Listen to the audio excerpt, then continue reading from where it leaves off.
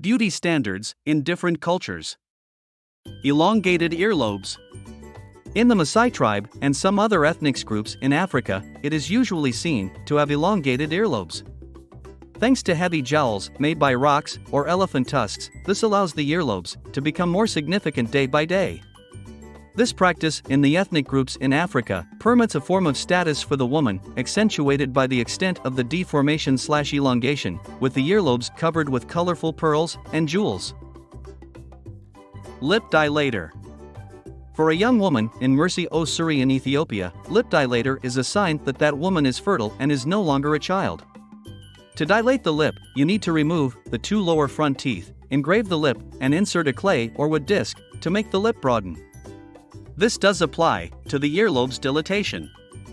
Every year, another bigger disc will be added. This means the more mature the woman is, the more beautiful she is considered to be. This practice is also used in the indigenous tribes of South America. Larger can be sexy. In many cultures, being overweight is not always seen as being beautiful. This cannot be said in Mauritania culture, where women with curves and that are larger are accepted as being beautiful. In Mauritania culture, it is believed to promote prosperity and beauty. It has been said that in the past, someone would train the girls to appear as attractive as possible.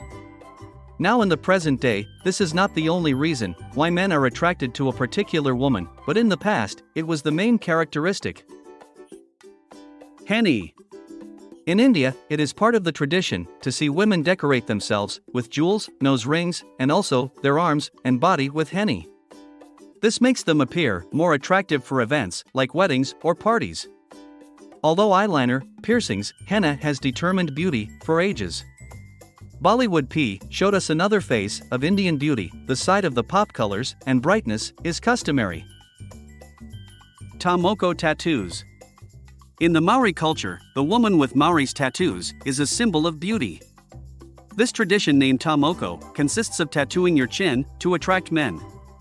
Any moko is different from each other and describes specific ancestral information for who is wearing it.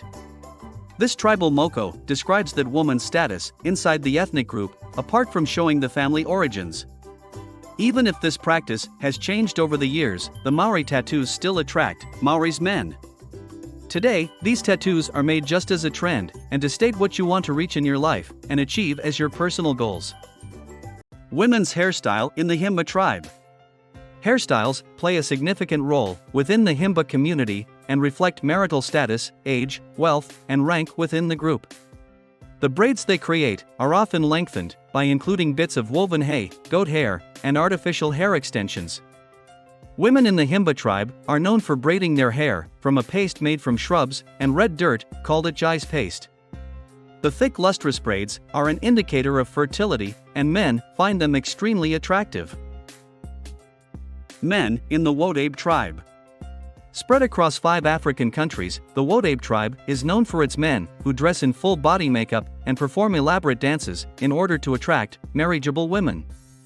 The men have 1 week to make a good impression, and after, the women barter over the most beautiful men. Sometimes known as the world's vainest tribe, Wodabe men are known to carry mirrors with them everywhere they go, and to spend each morning fixing their appearance before even going to herd cattle. Fat men are attractive. Most people obsess over being skinny, but in the Bodi tribe of Ethiopia, obesity is considered attractive. So the single men sit at home all day for 6 months, drinking only milk and animal blood so they can gain the most weight to impress marriageable females. But because of the scorching temperatures in Ethiopia, the men have to drink the 2-liter bowl of blood and milk quickly before it coagulates, and those that aren't able to drink that fast will eventually regurgitate everything and would have to drink a second dose. After starting the regime, the men emerge to show off their newly engorged physiques and wait for a winner to be chosen. The champion fat man is then feted as a hero for the rest of his life. Body painting. For over 500 years, the Karo tribe of Ethiopia has continued a unique tradition where they paint ornate patterns on their bodies with white chalk. In their culture, the bright colors represent bravery and courage. So Karo men always paint their bodies before courting women. The specific designs, drawn on their bodies, can change daily, and vary in content, ranging from simple stars or lines, to animal motifs, such as guinea fowl plumage, or to the most popular, a myriad of handprints covering the torso and legs. Both the Karo and the Hamar men use clay to construct elaborate hairstyles and headdresses for themselves, signifying status, beauty, and bravery. Foot binding. The painful tradition of foot binding has persisted in China for hundreds of years. Essentially, women will crush their feet into undersized shoes to prevent their feet from growing, so they start binding their feet at 5 years old. A small foot in China, no different from a tiny waist in Victorian England, represented the height of female refinement, because women who had bound feet had a higher status than average women. They were more likely to marry a man of prestige.